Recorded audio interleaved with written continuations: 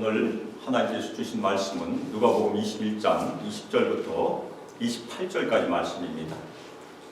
교독하도록 하겠습니다. 20절 하나님의 말씀입니다. 너희가 예루살렘의 군대들에게 에워싸인 것을 보거든 그 멸망이 가까운 줄을 알라. 그때 여기 있는 자들은 산으로 도망할 것이며 성내에 있는 자들은 나갈 것이며 촌에 있는 자들은 그리로 들어가지 말지어다. 이 날들은 기록된 모든 것을 이루는 징벌의 날입니다.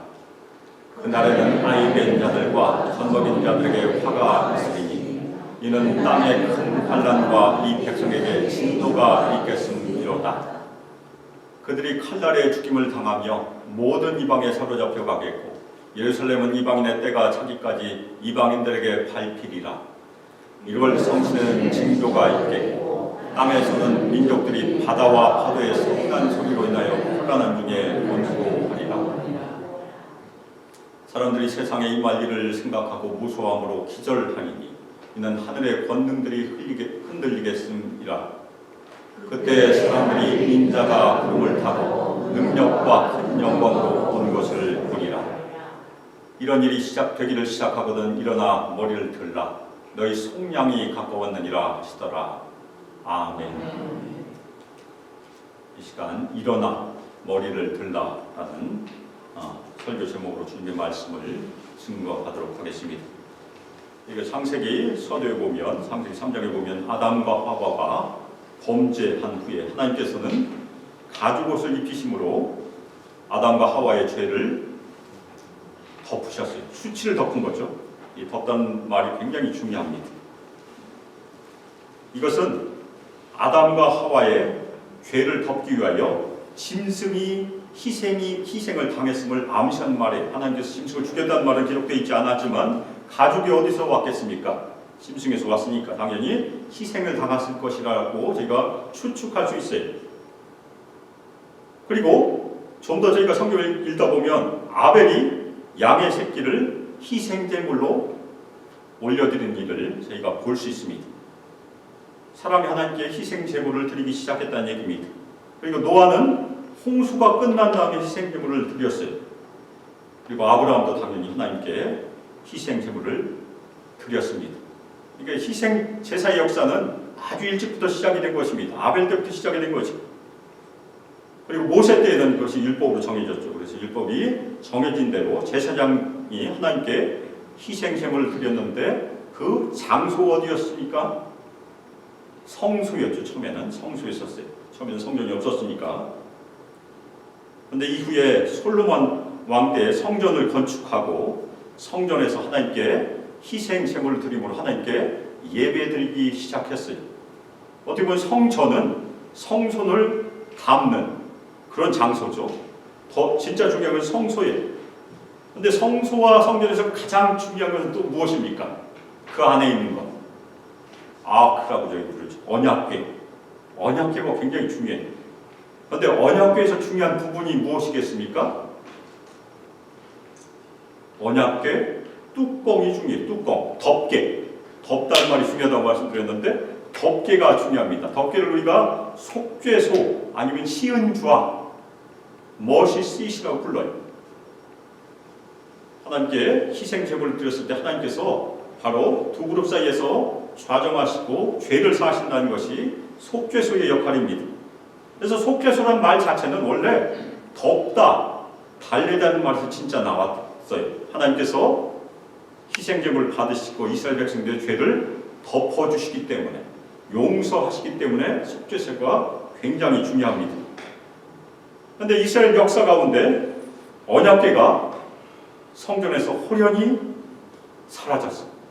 언제 사라진지도 모르고 어디에 있는지도 모르고 그것 때문에 인디아나 존스 영화가 만들어졌잖아요. 인디아나 존스에게 물어보면 언약궤가 어디 있는지 알지도 모르겠죠. 에티오피아는 악숨에 언약궤가 있다고 지금도 주장하고 있어요. 그래서 언약궤를 지키는 제사장이 지금도 있습니다. 에티오피아에 가면. 그리고 외경인 마카비 하에 보면 예레미야가 언약궤를 느보산에 숨겼는데 아무도 찾지 못하는 것이 숨겼다라고 기록하고 있습니다.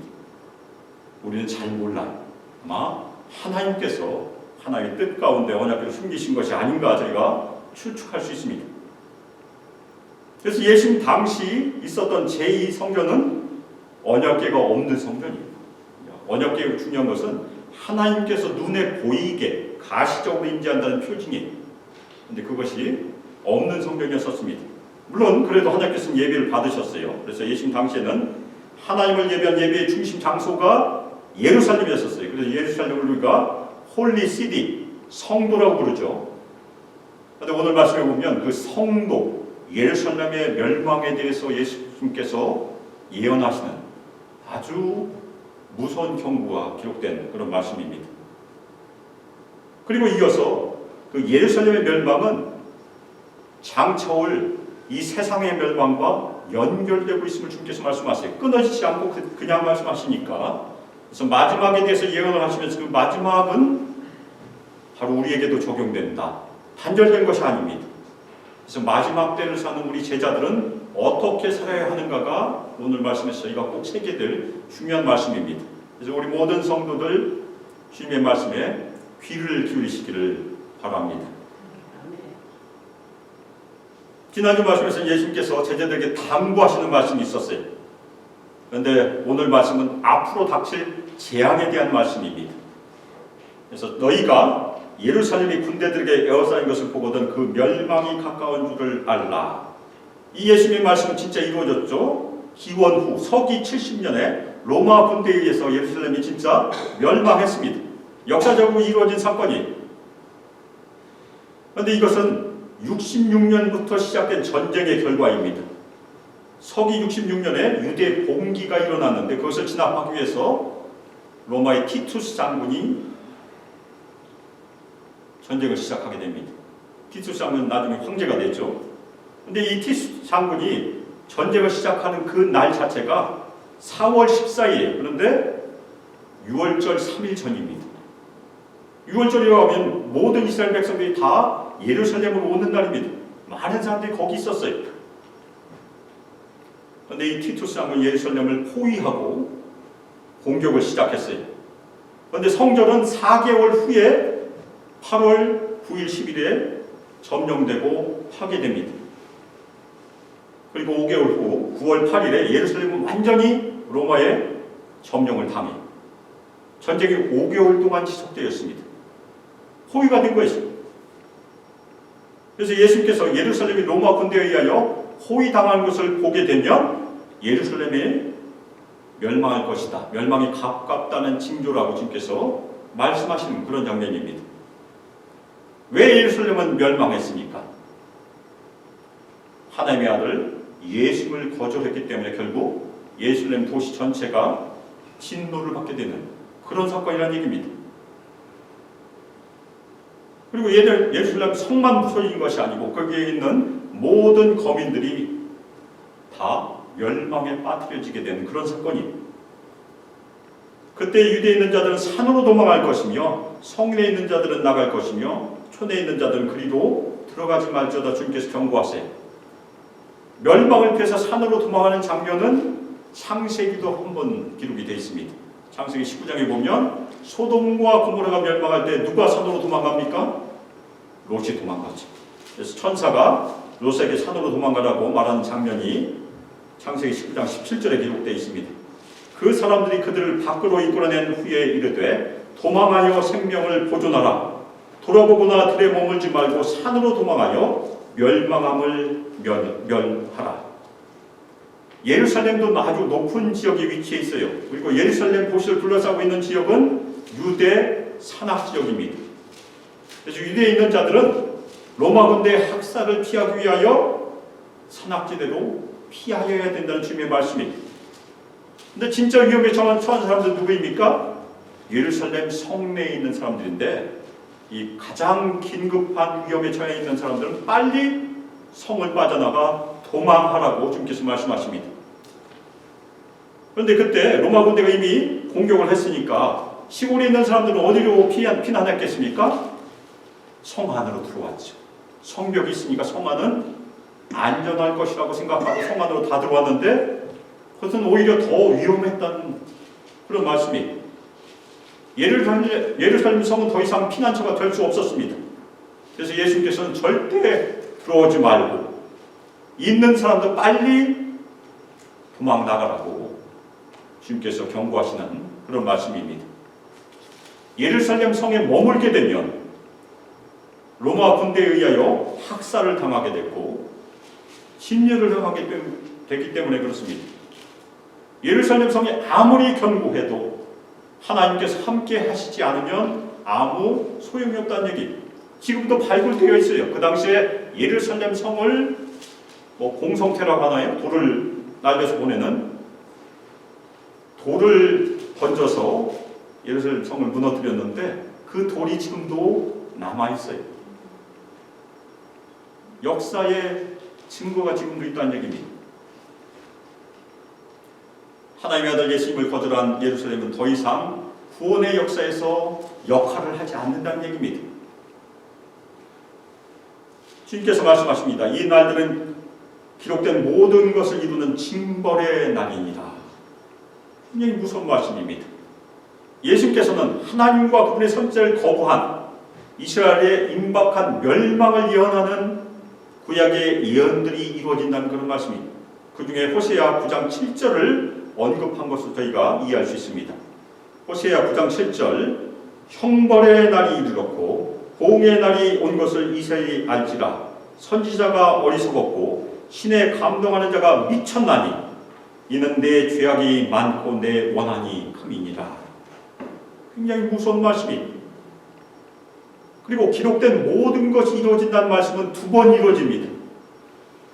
첫 번째는 하나님께 불순종했던 예루살렘이 첫 번째로 멸망해요. 그것이 기원 전 느부갓네살에 의해서 멸망되게 된 BC죠.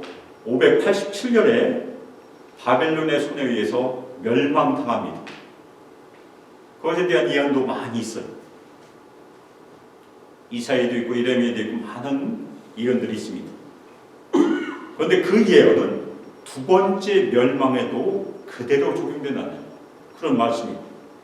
그래서 그 중에 한 말씀이 미가서 3장 12절 말씀입니다. 이러므로 너희로 말미암아 시온은 갈아엎은 밭이 되고 예루살렘은 무더기가 되고 성전에 사는 수풀의 높은 곳이 되리라. 바로 이 예언의 말씀이 70년에 그대로 이루어졌습니다. 그날에는 아이된 자들과 천복인 자들에게 화가 있으리니 이는 땅에 큰 환난과 이 백성에게 진노가 있겠음이로다. 얼마나 무서운 말씀입니까? 화평의 때는 누가 축복을 받은 사람입니까? 아이를 임신한 여자들, 젖을 먹인 여자들이 축복을 받은 사람들이. 아멘입니까? 아멘. 그런데 전쟁의 때는 가장 약한 사람이, 아이를 가지고 있는 여자들 아니면 아이를 임신한 여자들은 도망갈 수 없기 때문에 그렇습니다. 아주 큰 어려움을 당해. 지금도 전쟁의 때는 누가 희생을 당합니까? 어린아이들이나 연약한 여자들이 많이 희생을 당해. 그래서 이스라엘의 죄악으로 말미암아 하나님께서는 땅에 큰 환난을 내리시는데 그때 가장 약한 자들이 희생을 당한다는 아주 무서운 말씀입니다. 태어나지 않는 자녀를 가지고 있는 여자들, 그리고 어린 아이들, 젖먹이들 가지고 있는 연약한 어머니들이 아이들을 보호하려고 하지만 실패한다는 얘기입니다. 그럴 수 없음으로 인해서 절망적인 고통을 당할 것이다. 주님께서 한탄하시는 그런 말씀입니다. 그들이 칼날의 죽음을 당하며 모든 이방에 사로잡혀가겠고 예루살렘은 이방인의 때가 차기까지 이방인들에게 밟히리라. 주님께서 경고하십니다. 많은 이스라엘 백성들은 로마 군대 칼날의 죽임을 진짜 당했습니다. 제가 지난 주간에 설교를 준비하면서 책을 한 권 샀어요. 다행히 이북이 있어서 이북을 사서 바로 읽었습니다. 프랑스의 역사학자 뱅상 르미르라는 사람이 쓴 예루살렘의 역사라는 책을 제가 구입을 해서 봤는데, 로마 군대가 예루살렘을 수개월 동안 포위하면서 아주 극심한 굶주림에 시달렸다고 합니다. 그 굶주림 때문에 그 당시에 무슨 일이 일어났을까요? 유대 역사가 요세푸스가 그 끔찍한 장면을 이렇게 묘사하고 있어요. 한 여인이 자기 아들을 죽이고는 구워서 먹는다네. 얼마나 끔찍합니까? 성전 언덕이 끓어오른 것만 같구나. 불보다도 피 냄새가 더 강하게 퍼지는구나. 시체에 덮여 땀은 자취를 감추고 병사들은 시신 더미를 기어오르며 도망자들을 붙잡는다네. 진짜 기록된 역사예요. 너무나 끔찍한 장면이 아닙니까?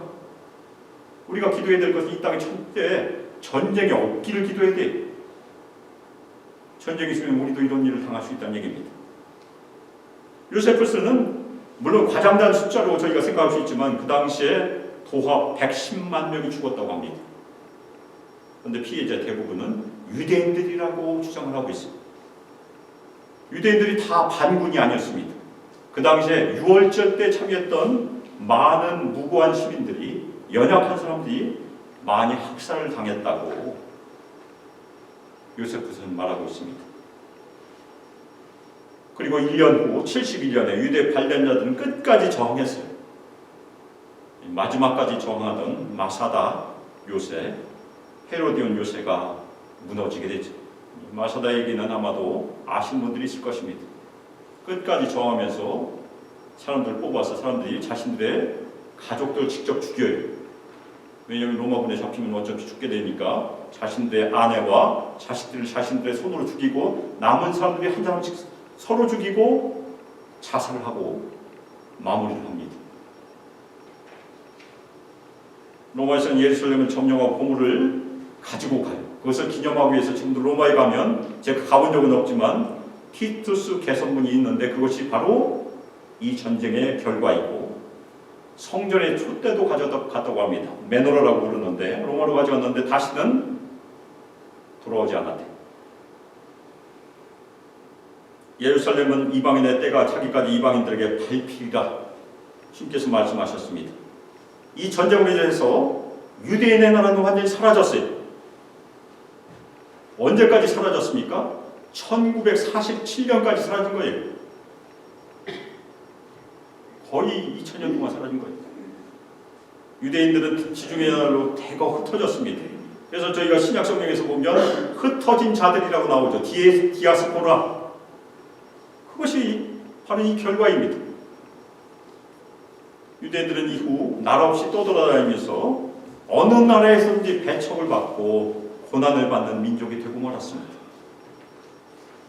그러면 예루살렘이 로마 군대에서 멸망을 당한 후에 예루살렘은 어떤 역사를 겪게 되었을까? 그리고 성전은 어떤 역사를 겪게 되었을까? 제가 이미 말씀드렸던 뱅상 르밀의 책에 보면 서기 70년에서 312년까지 당연히 로마 군대가 지배를 했죠. 그런데 312년에 컨스탄틴 황제가 기독교인이 됩니다. 기독교 개종을 하게 되죠. 그래서 예루살렘은 기독교인들이 다시 이주하게 되는 기독교화로 바뀌게 돼요. 그때 유대인들이 성전을 재건하려고 시도를 했었습니다. 땅을 파고 기초를 다 다졌지만 성공하지 못했어요. 하나님의 뜻이라고 저희가 생각할 수 있는데 심한 지진으로 파괴되고 말았다고 합니다. 그 다음에는 이슬람이 들어오게 돼요. 그래서 이슬람의 성도가 되었습니다. 그런데 그때도 유대인들은 아랍인들의 도움을 받아서 성전을 또 재건하려고 시도를 했어요. 그런데 유대인들이 아니죠. 이슬람의 후예들 아랍 사람들이 그것을 빼앗아서 자신들의 사원을 세웠어요. 지금도 예루살렘에 있습니다. 그 당시에는 바위돔이었었어요. 지금은 황금돔인데 그 당시에는 바위로 되어 있으니까 바위돔이라고 불렸고 맨 위에는 초승달 장식이 있었습니다. 그 다음에는 십자군이 들어오게 되죠. 십자군이 예루살렘을 지배를 하게 되고 십자군은 예루살렘을 정복하고 유대인들도 많이 죽이고 거기 모슬림도 많이 죽이고 거의 인구가 멸절될 정도로 학살을 해버렸어요. 그래서 결국에는 이제 군인들이 거기 남게 되고 결혼을 하면서 인구가 늘어나게 되죠. 그때 바위돔은 주님의 성전의 이름이 바뀝니다. 그리고 꼭대기에는 무엇이 올라갔겠습니까? 십자가가 올라갔었어요. 그런데 그것이 끝이 아닙니다.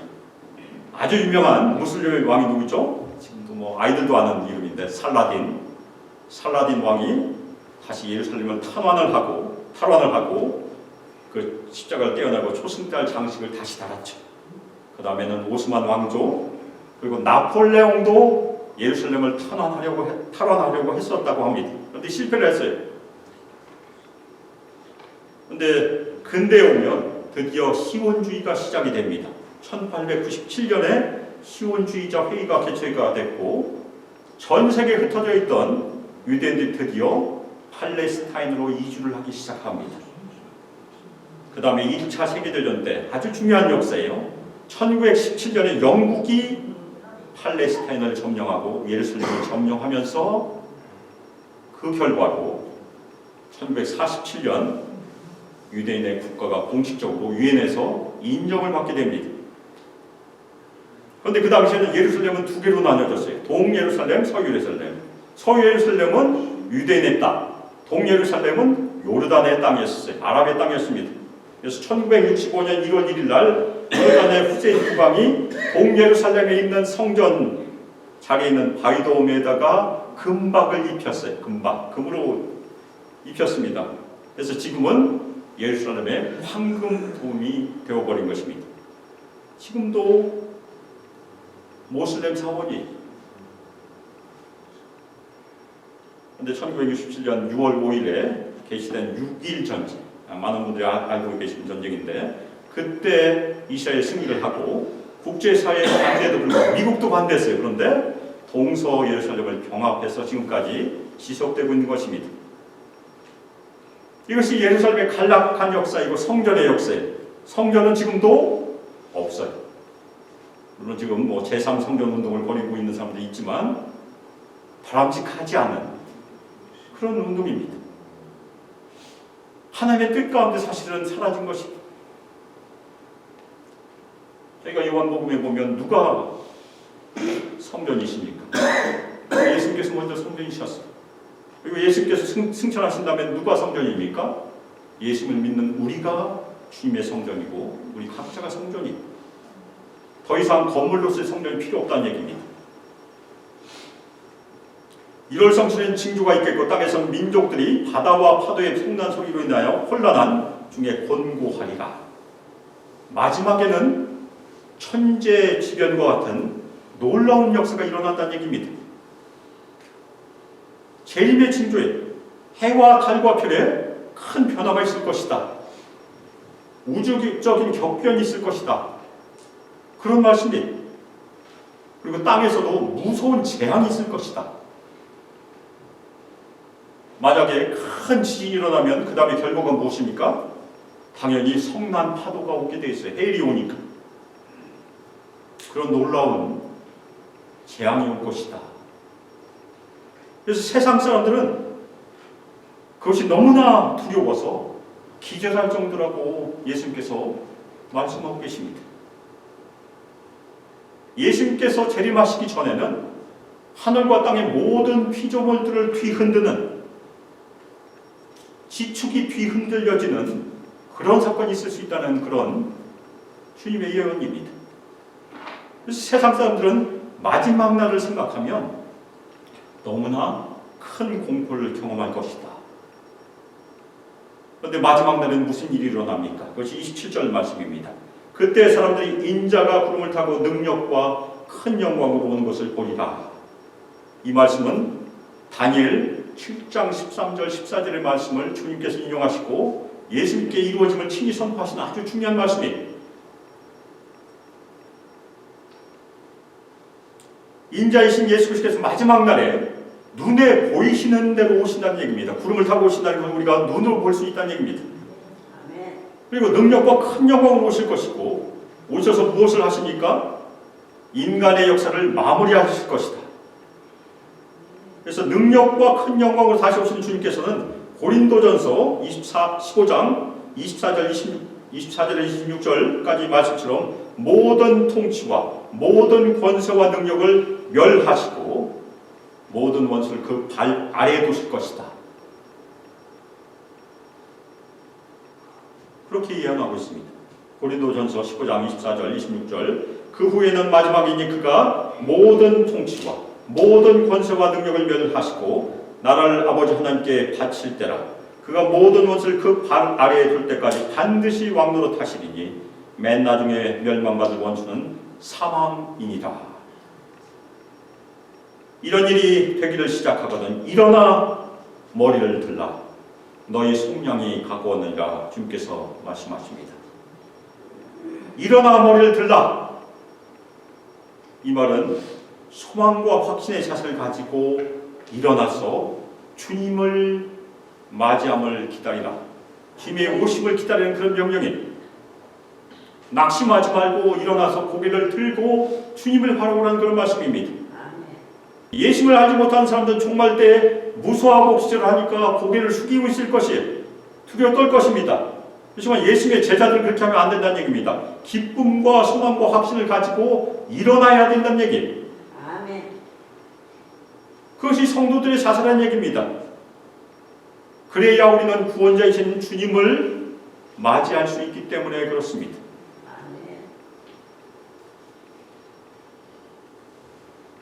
오늘 설교 제목과 같이 주님께서는 주님의 재림을 기다리는 주님의 제자들에게 뭐라고 명령하셨습니까?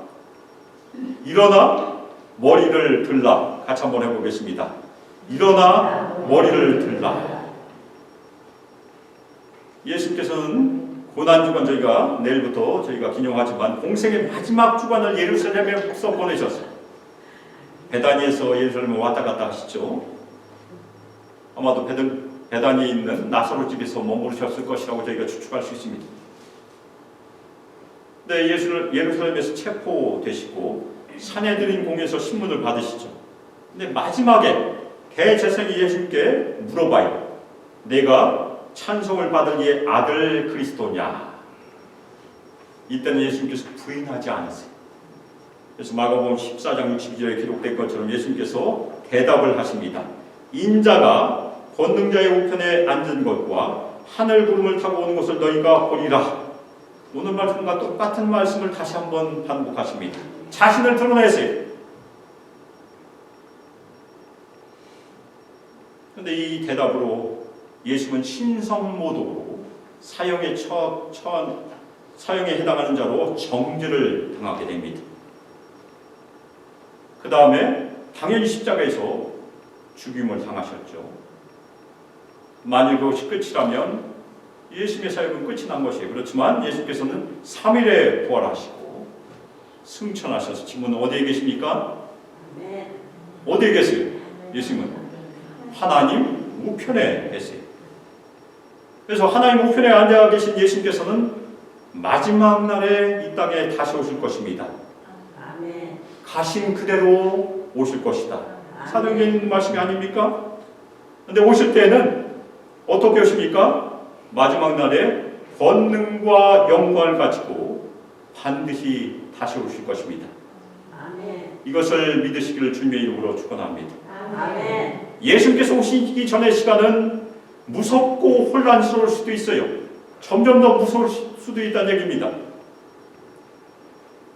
그렇지만 불신자들은 두려움과 공포로 사로잡힐 것이지만 예수를 믿는 자들은 그러면 안 된다는 얘기예요. 우리는 소망과 기쁨으로 예수님께서 다시 오심을 기다리고 기도하여야 된다. 아멘. 우리의 기도는 무엇입니까? 짧게 기도하면 마라나타. 아멘입니까? 아멘. 길게 기도하면 우리말로 기도하면 아멘. 주 예수여 오시옵소서.